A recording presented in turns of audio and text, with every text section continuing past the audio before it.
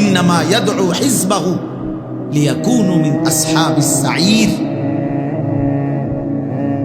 আল্লাহ তাআলা কুরআনুল কারীমে স্পষ্ট বলছেন যে শয়তান তার দল বলকে ডাকে সকলকে নিয়ে যেন জাহান্নামী হয়, সকলকে নিয়ে যেন জাহান্নামী হতে পারে।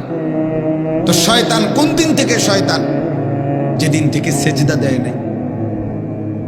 এই জন্য শয়তানের প্রধান সহকারী, ঘনিষ্ঠ সহযোগী ওই নাফরমান, যে নাফরমানের কপালে সেজদা নাই।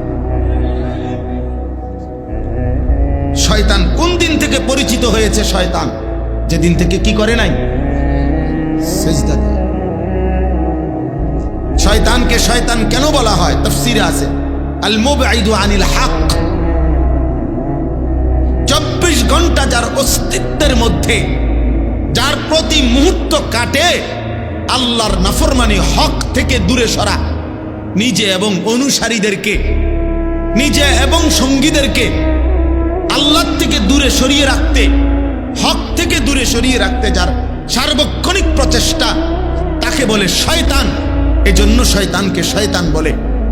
অতএব দোস্ত, ফজর থেকে এশা এক ওয়াক্ত নামাজের সেজদা যার কপালে জুটে নাই, তুমি তো তোমার সাথের সহকারী, সহযোগী, বন্ধুদেরকে, সাথের সঙ্গীদেরকে মিলে মিশে আল্লাহর ইবাদত থেকে, বন্দিগির থেকে ফিরায় রাখলা।